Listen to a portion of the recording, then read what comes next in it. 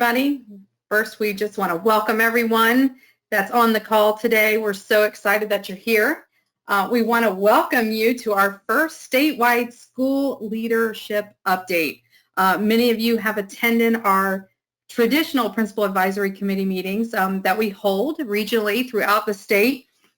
Your OSL coordinator is on the call today, so they all want to let you know they're here and want to welcome you as well to this meeting. If you are new, welcome, and we are glad you are attending today. Just a brief overview of what is to come this afternoon. We've worked hard on preparing this meeting for you today, and we hope it will provide you with current information and give you a time to ask questions for clarifications. We will have a question and answer session at the end.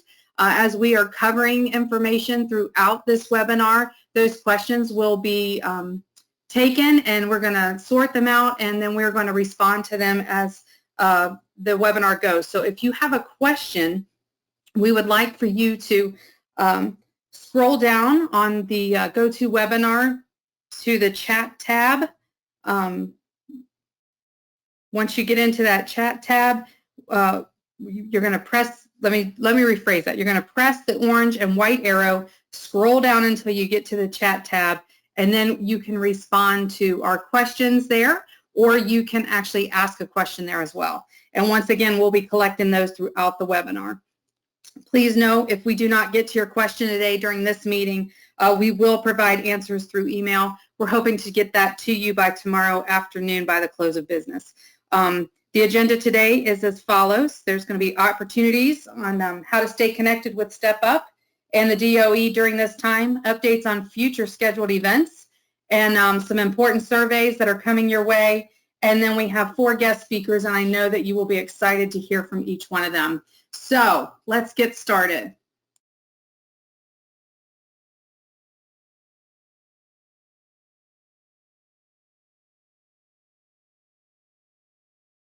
Staying connected during this time.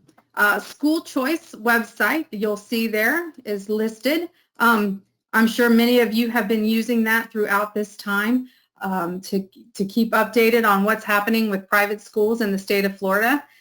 We also have the OSL bulletin board. That web link is there. We are trying to keep all of our resources there and keep them updated, anything that we have new and upcoming. We also have our redefined blog, which happens almost every day. You can also visit that link to stay posted on what is new and coming.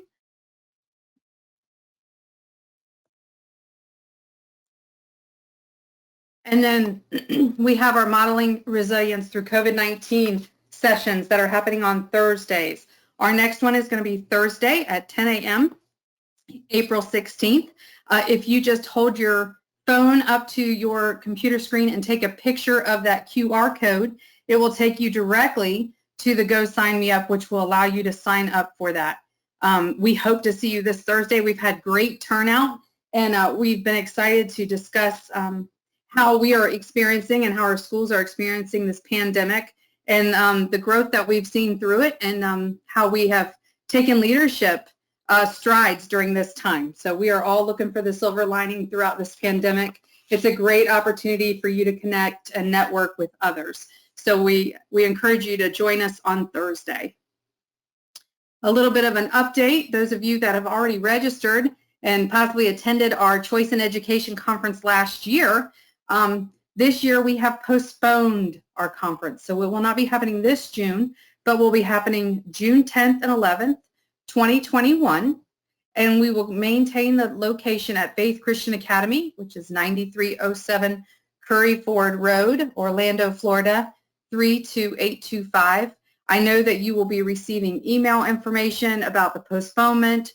If you'd already registered, you'll start to get information on how we will be refunding your money, and then how we will be moving forward. So please look for future information. We're really sad to see that this was postponed, but we're excited that we'll have an opportunity to get with you next summer once we get through this. So moving right along, in the days of the COVID-19, Step Up for Student Staff has been thinking of ways to serve our scholarship families. So one thing we keep coming back to is the sadness we feel for high school seniors likely not getting to experience their final senior activities, including graduation. Knowing how special this time was for all of us, and we are heartbroken for the class of 2020. We want to show our support during this time and came up with an idea to have a virtual celebration of sorts, similar in structure to a graduation with a few speeches and a warm send-off to step-up graduates. But first, we want to make sure we have the support of our partner schools. So before we move forward, again, this would not be a graduation, but a celebration, but would have some symbolism of graduation ceremonies. It is not meant to compete with any school's plans for their own virtual graduations or celebrations, but for those who don't have the resources to do their own, we are happy to have your students join us. Otherwise, this is an additional celebration for the class of 2020. So this is what we're planning and what we'd like feedback on. So virtual class of 2020 celebration would be held Thursday, May 21st at 4 p.m. The attendees would, all 12th grade graduates, which is about 3,700, believe it or not, from the Florida Tax Credit, Hope, and Gardner, to be counted and looked up, plus their parents, school administrators, educators, step-up members, donors, friends, board members, etc. Only speakers would appear on screen, not all students or other attendees. We would, however, have an interactive component, or at least attendees will be able to comment. We would really like to be able to just hear from them during this time and really get a feeling of how things are going. We might have follow-up social posts that we'd like to put in. So if this is of interest to you, if you could please respond in that chat box. Are you planning to host your own virtual graduation? Would you be interested in participating in virtual class of 2020 celebration event if Step Up would host it? And then finally, do you support Step Up hosting this event? We really are looking for our leaders to give us this valuable information so that we have this information before we move forward. We don't want to step on anybody's toes. We just want to be a support system as always. So if you could just respond in the chat box, I would greatly appreciate it. We will collect that information and we will let you know how we are moving forward. Thank you for taking the time to hear about this idea. I know the team that's working on this is very grateful for your input. And we appreciate everything you're doing right now for Florida school children as a whole, because as you know, we believe in school choice for all. So we are appreciative of your efforts.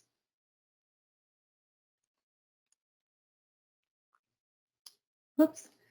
Okay. So this is one of our last slides before we move to our fabulous presenters that I'm so excited. And I know that's why you're here, is to hear from our presenters today. This is an awesome opportunity. Again, if you hold up your phone and take a picture of the Scan Me, it will take you to this survey. This survey is so crucial. This is helping us show lawmakers the need for technology funding in our private schools. We are trying to better understand how private schools are handling the COVID-19 pandemic. So we are helping and gather feedback from school leaders just like you. The survey only takes about 8 to 10 minutes to complete. It would be really helpful for us to know how to take that information and where it needs to go. And it would be great for lawmakers to see what kind of funds are needed within our private schools. And as a thank you for completing the survey, the first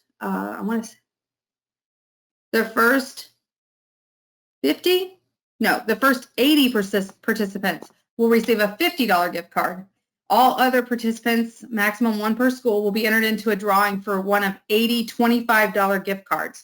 So guys, get on that. Scan that right now and get your $50 if you haven't done so already. That's an amazing opportunity. So I'll give you just a minute to go ahead and scan that before we move on.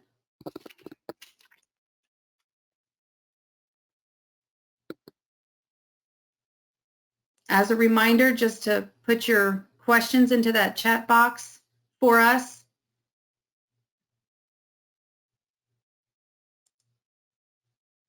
Okay. So on to our presenters for today. Amy Graham is here she is our Senior Policy Director, and she is going to be giving us the update on legislation. Gina Lynch is our Chief Operating Officer, and she is here to give us an update on the ACH payments and how that is working. Kurt Hammond is here. He's our Purchasing Director, and he has a great opportunity for your schools and for you on purchasing items that you may need moving forward. And Lauren May will be here. She's our Catholic School Initiatives Manager, and she's going to give us a little information on how initiatives are moving forward. Hi, everyone. I'm Amy Graham. I'm the Policy Director here at Step Up for Students.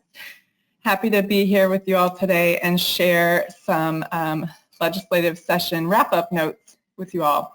So as you may be aware, the 2020 legislative session ended at the beginning of March, and so we have a few notes we wanted to share and one important bill with updates for you. So there were 3,578 bills that were actually filed this session, and only 210 of those bills actually passed through both chambers by the end of the session. So we are extremely grateful that House Bill 7067 made it all the way through the process this year, and I'm going to talk more about that in just 1 minute. We also had this session the state budget that was passed unanimously through the legislature. It has not been sent to the governor yet for signature. I'm not sure when it will be, but it is being delayed a bit due to the COVID-19 situation, but we're watching that closely.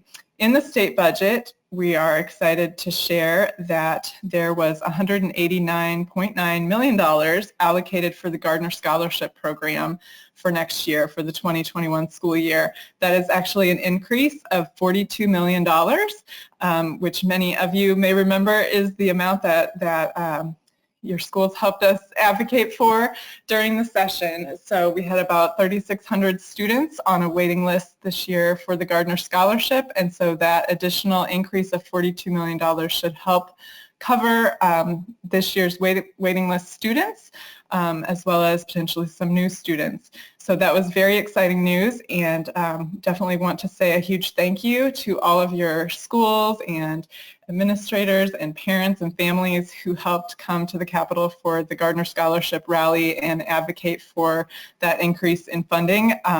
It was definitely heard, and that $42 million was included in the budget. We also have $7.6 million that was included in the budget for the reading scholarship accounts. That is the same allocation for that program as last year. So again, the state budget has not been sent to the governor yet, but we're watching that closely and following to see when it will be signed. Going back to House Bill 7067, that was a bill this session that expands the Family Empowerment Scholarship Program and makes some changes to the Florida Tax Credit Scholarship Program as well. The bill passed 81-39 in the House and 21-14 in the Senate. It also has not been sent to the governor for signature yet, but we are watching that. We do anticipate that it will be sent. We don't know when. And then when it's sent and signed, the bill will take effect July 1st. So I want to elaborate a little bit more on that bill. It has made some very exciting changes for the Family Empowerment Scholarship Program and for the FTC Scholarship. So two big items.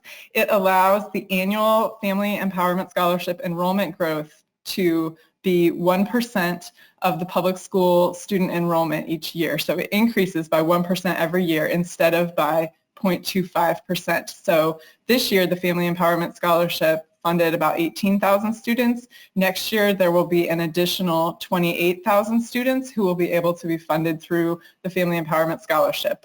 We don't know the exact number yet, but it'll be somewhere around 28,000 students. And then that number will be able to continue to grow by 1% in future years. So, by somewhere in the neighborhood of 28,000 students each year. So that is very exciting. Also, the bill allows the Family Empowerment Scholarship household income level to potentially grow in future years. Right now, the maximum household income level for the Family Empowerment Scholarship is 300% of the federal poverty level, and that may the bill would allow that to increase by 25 percentage points in any year after more than 5% of the scholarships are not filled. So in other words, if the program is comes short of meeting the cap, then the income level maximum can increase by 25 percentage points in the following year. Another piece of the bill that was included is that the private schools that are participating in the Family Empowerment Scholarship must send in their norm reference test scores to the Learning Systems Institute at FSU or whoever is the independent research group handling the Learning Gains Report by August 15th each year. However, this year, for the 2019-20 school year, that will not apply because that requirement for the norm reference testing and sending in scores has been waived by the department, and we'll talk more about that in just a minute. But in future years, those Family Empowerment Scholarship students' test scores will need to be sent into the Learning Systems Institute as well. The bill also revised and sort of set out a prioritization of funding for the Family Empowerment Scholarship, that those categories of prioritization will be handled by the Department of Education, but essentially they were trying to ensure that the FTC, any of the tax credit scholarship renewal students would be able to be funded on the Family Empowerment Scholarship if there was a lack of funding for the FTC scholarship. So any FTC renewal students that would end up on a wait list would have priority for the FVS program before renewal, or I'm sorry, before new students for the Family Empowerment Scholarship program. Then it made a change to the tax credit scholarship program to allow students to be once in, always in, which is how the Family Empowerment Scholarship program was set up. So moving forward, we're still working on the implementation conversations with the Department of Education, but the Florida Tax Credit Scholarship students will be able to become once in, always in. They will not have to provide income documentation every year in order to requalify for the program. And then there's also a provision included in the bill that any of the scholarship funding organizations who have a lack of available funding for the Florida Tax Credit Scholarship Program must refer any of the eligible students on their wait list to another SFO that may have funds available. So those were the main items included in House Bill 7067. And then I would like to share just a few broad updates about the coronavirus situation that we've received from the Department of Education. And Step Up does have a lot of more detailed information available on our website. This slide gives you the web address of that information on Step Up's page, as well as a link to the COVID-19 updates that have been issued by the Department of Education directly. We also have the emergency order linked on Step Up's webpage, and some of that most important information linked directly through our webpage. So please go check that page out for more detailed information. So the Commissioner of Education did issue an emergency order back on March 23rd. And as you may have already heard, I know we've sent out several communications, but these are a few of the updates that pertain particularly to scholarship participating private schools. So the department has waived the direct contact requirement for scholarship schools through April 15th, and that is now extended to May 1st based on the extension for the public school students. However, the department has not waived the 170-day compulsory attendance requirement, so that requirement is still in place.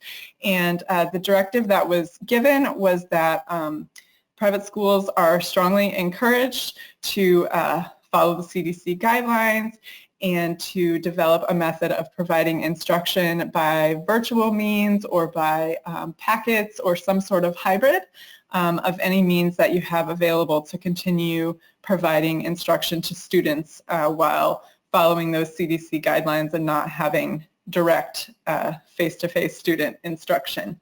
So We encourage all of your schools to continue maintaining your attendance records, as those will be important during the AUP review process as well. Additionally, as I mentioned earlier, the norm reference testing requirement has been waived for the 2019-20 school year, and so of course along with that the scores do not have to be sent to the Learning Systems Institute. Private schools have been encouraged to reach out to your district federal programs contact person. We have linked on the Step Up webpage a list of all of the Title II contacts in each district, and the public school districts have been notified that their federal funds under Title II can be transferred to Title IV to potentially be used for technology and device type of purchases. We have heard that some districts are transferring funds, some districts are not. We also know that some districts have reached out to their private schools directly, some have not.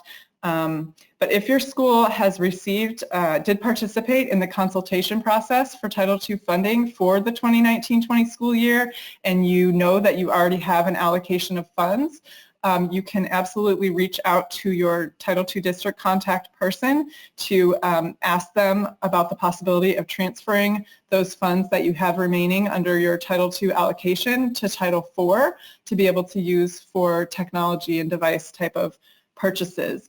Otherwise, if your private school has not participated in the consultation process for federal funding under Title II for the 2019-20 school year, you can reach out right now and fill out the applications for next school year. So those applications for the consultation process with the districts are being released right now, and so now is the time to go ahead and fill those out, and so the districts count your school, and you can be included in the proportionate share of funding potentially for Title II for next school year. So again, there's more information on our webpage about that, and the list of Title II contacts are there. And then one last important update that I wanted to mention is that Florida Virtual School is actually providing about 100 free courses that are open to all students in the state of Florida, including private school students.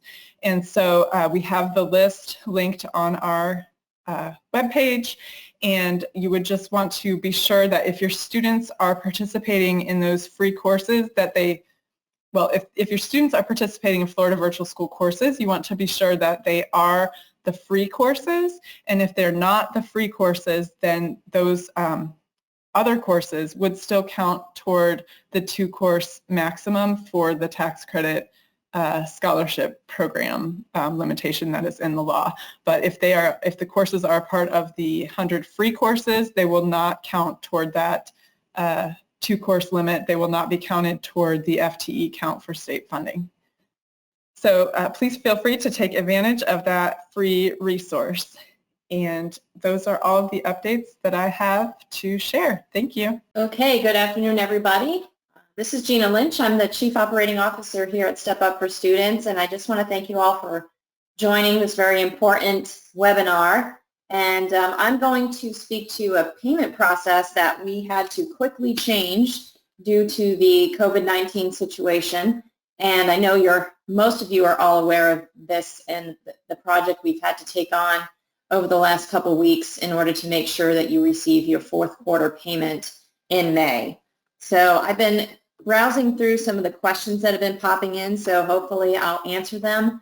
I'm sure there's a lot more that you may have questions about, so if you do, please pop them into the chat and we will be sure to answer them later, or at least get an email out to you this week.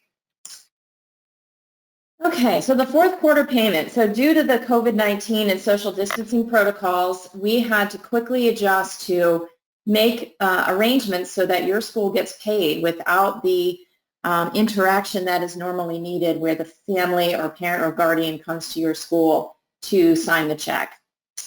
So I'm going to go over some of the steps that are being taken and what you should expect. Most of you have received emails from us, I'm sure, and I appreciate the fact that you've probably received what seems like millions of emails from us over the last couple of weeks about various different things. So I do appreciate the amount of communication you're receiving. This one, of course, being very important, we asked you to update your bank account information in our scholarship system, and everybody has done that, and we thank you very much for taking that very important step. Also, we completed our verification report, which all of you have done as well, which is, of course, the first thing you need to do in order to verify your students and their attendance. So thank you very much for that. So once we were able to import or export your verification report, we took that and we started this process of how do we make the electronic payments seamlessly and with as little disruption as possible. So that involved, of course, two major parties in this, or I should say three actually, the schools, the families, and Step Up for Students. So we've all got to work together to make this happen. So you did your part, which was update your bank account information and do the verification report. As of yesterday, we have sent over 62,000 emails to families asking them for their approval for the payment. Now they'll see they'll see the email asking for their approval for their student up to however many students they have in schools. So one email went for multiple kids in the household. So as of 12:30 today, after all those emails went out last night or yesterday and last night, we have over about half that have approved already, which is amazing. So we are extremely excited about that. Process is happening, seems to be happening well. We do have a few questions coming in from families that are making their way to our call center and our e-chat service, and we are trying our best to answer them as quickly as possible. So what will happen after that? Okay, so the parent and guardian will continue to receive a series of emails and or text notifications until they approve the payment. So yesterday they got the email. Today they're going to receive a text, actually they did this morning, letting them know that, hey, you've got to do this. And then once they do approve it, they won't get a notification from us anymore. Payment for the student, okay. We are not able to send the payment for that student until they approve the payment. That is a statutory legal rule that we have to follow. So as you know, the families would always come in to sign the checks, and if they didn't come in to sign the check, your school would have to make arrangements on how to get that handled. Same thing here. We are reaching out to the families as much as we possibly can to get them to do this process. But we do understand with this amount of families that there'll be some that don't do it or don't receive it or missed it or whatnot. So we are taking precautions and we're doing as much as we can to minimize that amount of disruption. If the parent or guardian denies the payment for any reason, they are going to be asked why on the email that we sent them. And we have a process within Step Up which we will follow up and identify what the reason is and adjust if needed. We will work with you, the schools, if we need to, based on what the reason is. This is most important, Step Up and the bank will begin making deposits to your account during the week of May 11th.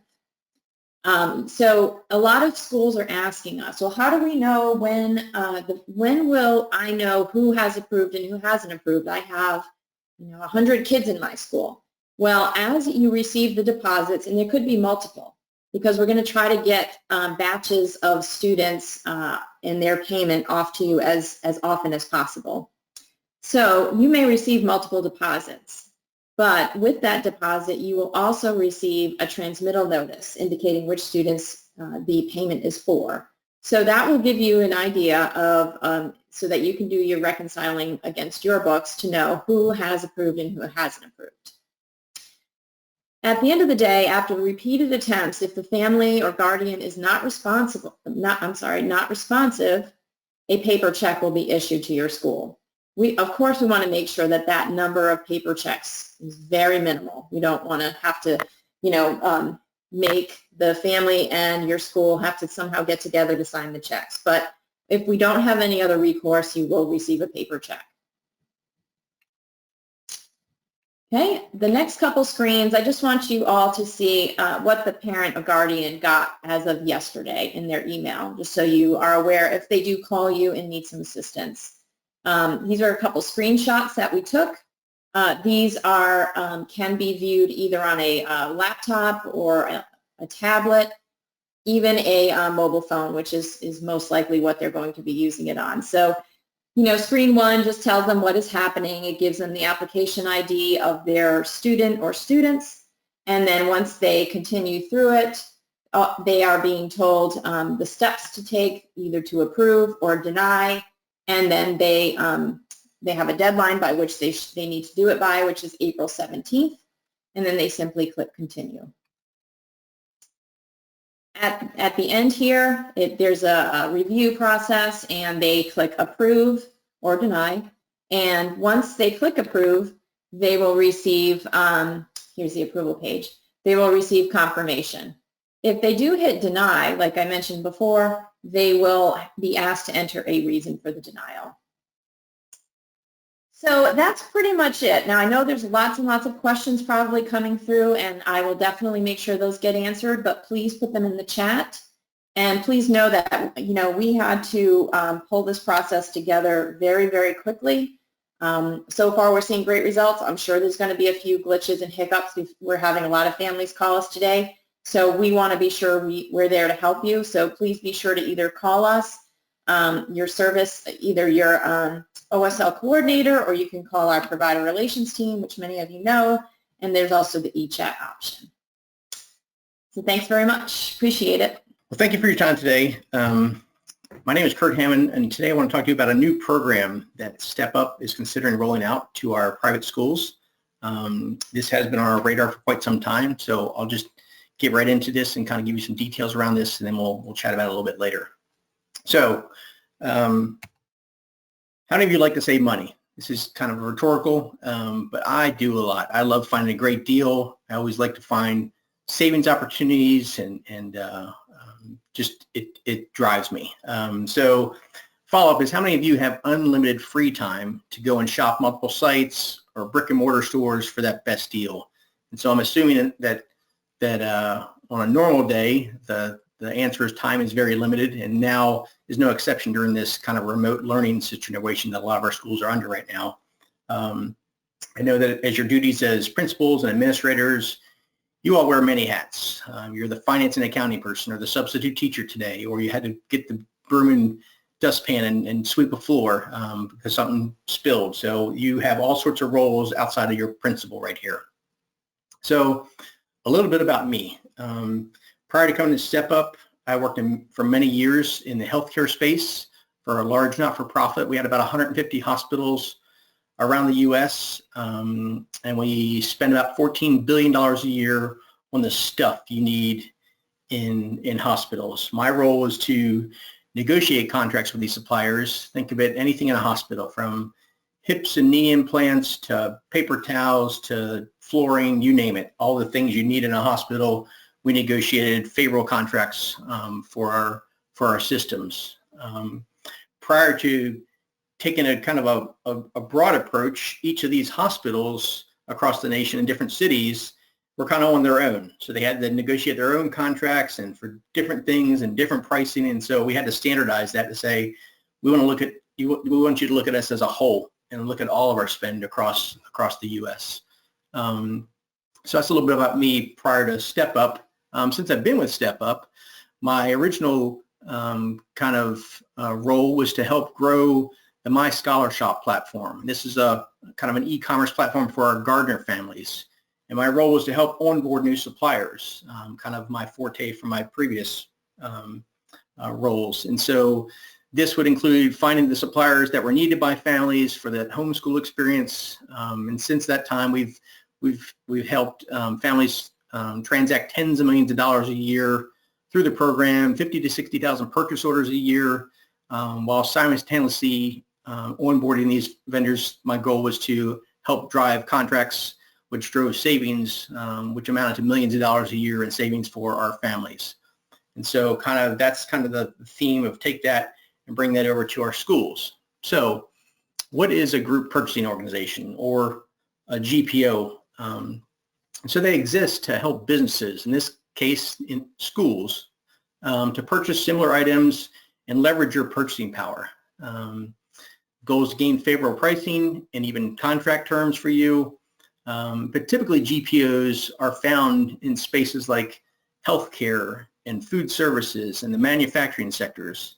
And there's not one that really speaks to schools, specifically private schools. And so that's kind of where this is heading right here. So why is this important to you as a school administrator? Imagine what it would look like if you could purchase the same things you're buying today, only tomorrow they cost you less than they do today. And what could you do with those dollars and kind of direct those in areas that you need help with? Or what if you were giving back multiple hours a week in the areas you need time with, and could have that time to focus on the real important matters of your role right there. So that's kind of where this is heading. Some of the key areas I'm going to talk with here in just a minute. Back in February, the OSL team was kind enough to help me set up some in-person meetings with a small group of principals across the state to discuss this a little bit further, just to kind of determine where the needs were. So Kurt had his own personal ideas of what the schools needed, but I knew that there are a lot of things I wasn't thinking about and needed these schools to help me fill in these gaps right here. So some of the areas of focus, this isn't all of them, but some of the areas we think about are curriculum, and you can see some of the suppliers there that you probably use today in technology and classroom, office furniture, and office supplies. And all the supplies you need with just running the school, janitorial supplies and flooring and equipment. So these are things, the day-to-day operation side of things that you need to keep your schools running, both from an education standpoint and an infrastructure standpoint. So how will this help me in my school? The goal here is to provide you with many, many options, including thousands of products and services available to you as a school. But we want to make sure we have continuous improvement here. This means the vendor selection process and making sure we have the right mix, the actual products that they provide to you, and then keeping up with industry trends and making sure we're ahead of that curve so that you're kind of on the forefront of what's happening out there in whatever space that is. We want to make sure we have vendor expansion. So the initial focus of this platform will be the primary needs, the core, if you will. But over time, this will grow, and your input is going to directly help us to grow that this platform. The overall goal here, though, the primary here is to lower your costs, right? And so help you to stretch those dollars out further. So how can you participate? And what are the costs of my school? So our leadership team here at Step Up was kind enough to say, hey, you know what? We want to help these schools. And so the schools that we currently work with that are on this call today that have Step Up for Students, scholarship students attending, they will not be charged any kind of membership or annual fee to join, which is awesome. For you to join, it's just a matter of letting us know of your interest level. There will be a survey, I'll talk about that in just a moment, that's going to go out, and that's to help drive us in the direction we need to go here and what hopefully your interest level is. So how can you help one another? How can schools pull together and help one another? So the more we can collectively purchase through this program, the further we're able to negotiate favorable discounts with the suppliers that we use, and it'll ultimately help everyone that's out there utilizing this program. Today, private schools, I understand you're mostly on your own island when you're purchasing. You go out there and you have to procure something, and you go to the vendor and you have to negotiate, a price point on something. But think of it as you on your own have a small bit of power, but when you have hundreds of schools pulling together to aggregately go to the market and leverage on your behalf, that's what's going to make this program super successful right here. So I know that some people will ask, well, what about, do I have to make all my purchases through this program? And so while we would love to have as much support as possible through this program, we're fully aware that there may be instances where you may have some unique needs that cause you to use specific suppliers outside of this platform. Maybe they aren't a part of this GPO yet, and hopefully over time we can grow and add those. or maybe you have a parent that has a child in your school that you want to maintain that relationship, and so there's some reasons why you want to keep that supplier. These are perfectly understandable situations and fine. The goal is really to help you utilize this platform when you can in an effort to help drive down the costs for all the private schools across the state. So next steps. You will get a follow-up survey later today, and in order for us to determine kind of the interest level of this program. I want to be very respectful of your time. I know each of you is super busy right now, but please know that your feedback is extremely valuable as it will allow us to determine if we're able to proceed. So I beg of you, please, please, please just take 5 minutes. It'll only take 5 minutes out of your very busy schedules and let us know if this is something of interest to you. This survey will be up for a week, and it'll help us to determine how we move forward with this. As a thank you, I'd also like to say we'll have a drawing for those that responded, and we'll have a $50 Amazon gift card that goes out to that whoever is chosen there. So in the next steps, we'll, after these surveys come back, we'll review this feedback. It'll help determine, it's the single most determining factor for Step Up to figure out, are we able to proceed with this program, which I'm hoping is a yes. Please know there is no hidden catch to this program. There's not a gotcha. We just truly want to help you succeed and help you stretch those limited resources that you have to work with today. My personal passion is truly to help schools and the students that we serve. So after that, potentially upon a successful survey outcomes, we'll create a separate business unit at Step Up that is solely focused on helping the schools we work with today and leveraging your purchasing power. We'll go to the marketplace and negotiate with the suppliers that we know are beneficial to you. And so my hope is that we get some really strong feedback there. Just a little, maybe sampling, if you will. Just recently, we did a deal for an office supply vendor, right? And so there's several of them out there, but we've been using some for the Gardner families and for those students. And we recently did it to include our employees at Step Up, and something similar I'd love to roll out to schools. So think about just one little small purchase, right? So this is for printer ink, right? You all have your little home printers, or in schools you have small printers sometimes. And so I have a little Canon here in my office, HP, there's tons of them out there, but it cost me $55 to go get the refills for that ink, right? So you think of the colors and the black and whites and all that good stuff. And so online at the office manufacturer, the office supply distributors, it's $55 for this combo pack. I've gone to Walmart and Amazon. I told you I love to have good deals, right? And so they're just maybe $2 or $3 cheaper to go through those outlets, but pretty comparable in price. But through this negotiation with this office supply vendor, we now get these ink refills for $32. So just think of that's $20+ just for this one little instance right here, and multiply that over all sorts of things you do within your school. And so really the goal is to help our schools save significant dollars each year and help you redirect those funds towards your areas of needs. And then ultimately, once we get the contracts with the suppliers, we will then launch the platform over to our schools to participate. So thank you very much for your time today. I greatly appreciate it. Look forward to hearing back from you. Hello, everyone. My name is Lauren May, and I work at Step Up for Students on the Advocacy and Civic Engagement team. And so today we're going to share with you some of the great things that happened this session thanks to your excellent work. So we want to thank you for helping our legislative session be successful.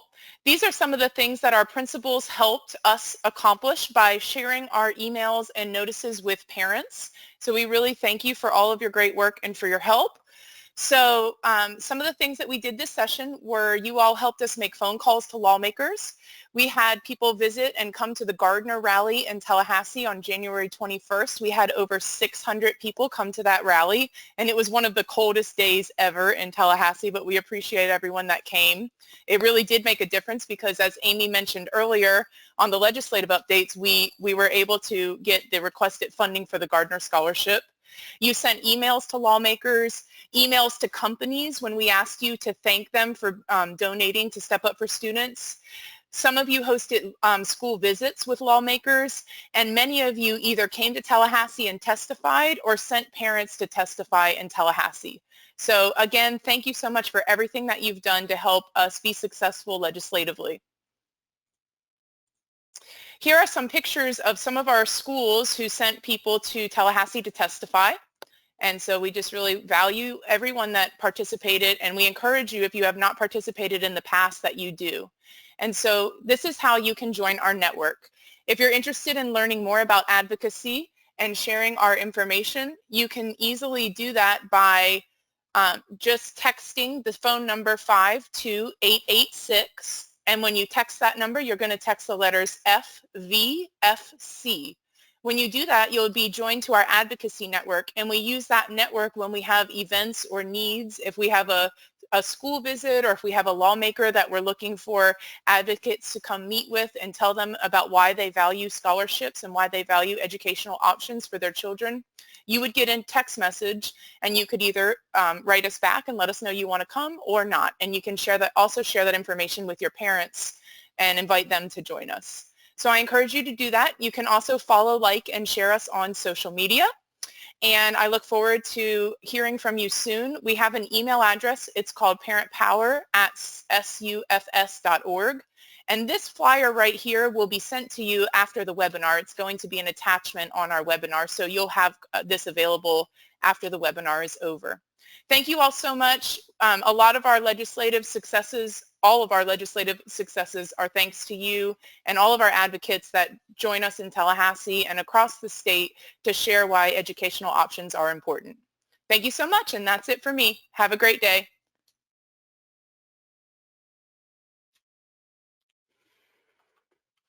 Okay, now time for our questions and answers.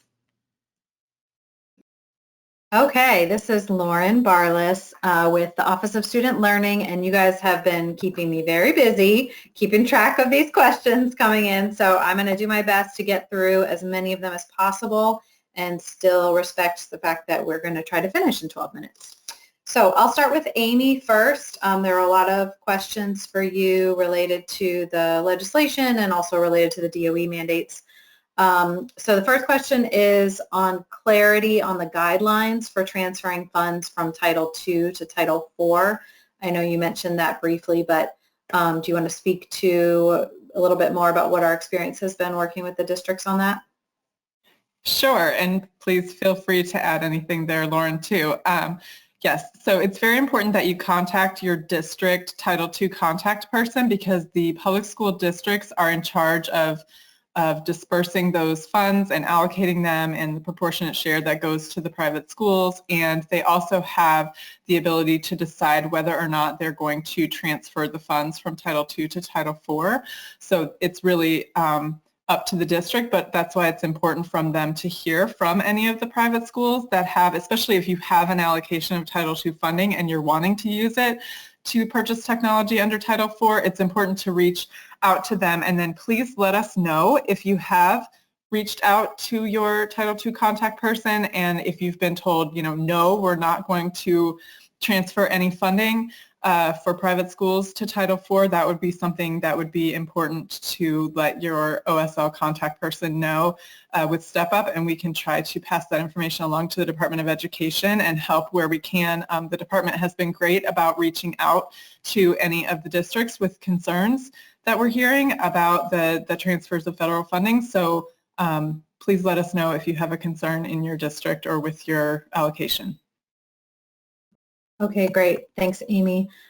Question, if the governor deems that it's safe to open schools on May 1st, but the majority of their parents are concerned and they would like to do supported home learning instead, will that be permitted by the DOE? So I have not heard any further directive from the Department of Education beyond May 1st at this point. I believe that is the date that the governor has given for public school closures, and the department has strongly recommended that the private schools follow the guidelines for the public schools with regard to direct contact and following the CDC guidelines. So I think we're just going to need to wait and see what happens. with regard to the public schools, and then the department will hopefully give further guidance. But at this point, I don't know that the direct contact waiver goes beyond May 1st. We've not been told that it does. So. Yeah, I think there's some concern also about the number of hours per day that instruction time requires. If there's 170 days and 900 hours, that's about 5 to 6 hours a day, and parents are kind of pushing back on that. Do you think that there'll be any change in that hour requirement? I don't know. Honestly, we have not heard at this point that there will be. They have not given any waiver to the 170-day requirement with the hours, instructional hours that go along with that. So that will be something that we can continue to try to follow up with the department about as well. Okay, great. Is there any information on the elementary and secondary school emergency relief fund? That is supposed to be the money, the federal money is supposed to be administered through public school districts, and private schools are supposed to be able to have access to it. Do we have any information on how that's going to be distributed? I do not. I'm sorry. I do not have any information about that. When we spoke with the department last about a week ago, I don't think that they had information at that point yet about how that would work either. But unless anyone else has information along those lines, I will definitely follow back up about that with them, with the department. Yeah. All right, so questions about the House bill. Are there any considerations for families who were previously denied on FTC but would qualify under the new FES requirements? Should they just reapply? No. This is Gina. Can I answer that? Yes, please. Okay, so you're talking about the FTC denial, the FTC families that were denied, and now with the once in, always in. Is that the question, Lauren? Yeah, or income. They were denied because of income, but they would the Right. FES, they would apply for that. No, so Step Up for Students, we take in one application for both programs. So if you're a new family, you'll be considered for both. And if you do qualify for FES, you will be submitted for that one. If you are a renewal family who happen to be denied this year for income related issues, we are going back to revisit all of those denials for renewal families. And depending on the date, when we don't have an exact date yet of when that flip will take place, we're still working with the DOE on that. Those families will be issued a notice that they do qualify under the new guidelines. Okay, great. That's perfect. That is exactly what they were asking. And also just confirming that FTC is once in, always in. So that is the same as FES moving forward. Mm-hmm. We did not, there was also a question about FES students being eligible for 2 free Florida virtual school courses, but that was not something that was included in the final version of the bill, right? That's correct. It was not in the bill. So the answer is no, they do not have access to those. Okay, is there any discussion about student awards being increased since tax revenue may decrease? Do we know what the effect will be on FEFP and FTC? Do we have any indications on how COVID-19 crisis may impact funding before the governor signs our bill? So Step Up gets the chart of funding amounts. As you all know, it varies by grade level, by district, and that chart is actually produced by the Department of Education's Funding and Financial Services Office, and we have not received that chart yet. I think it will be a little while before we do, because normally they wait until the budget is signed before they issue that. So we're waiting to receive that, and based on the information that we do have, we're thinking it may look similar to this year's amounts, but we don't have any information on the exact numbers at this point. Okay, great. Thank you. All right, Gina, questions for you.